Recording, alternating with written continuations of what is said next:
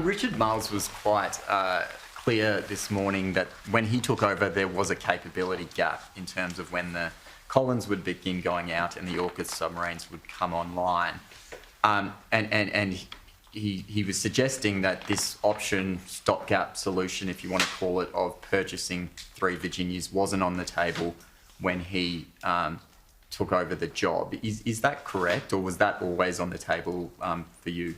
Well, look, I've made public commentary about this before, and I wrote an op-ed piece, I think, last August in relation to it. It's always been my view that you would need to bring that capability into service in our waters as quickly as possible.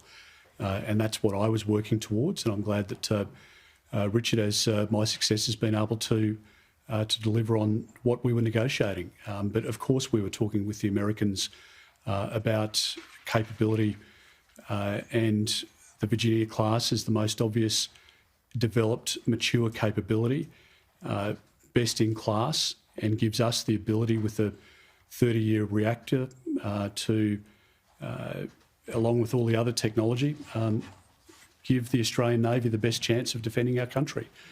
So, of course, we were in discussions with the US in relation to what could be put in place before whatever the acquisition decision was could be rolled out. And the UK were very engaged in our negotiations as well. I just think the continuity here is the important point. There's been no departure from the government in relation to the LOAP timetable for the Collins class.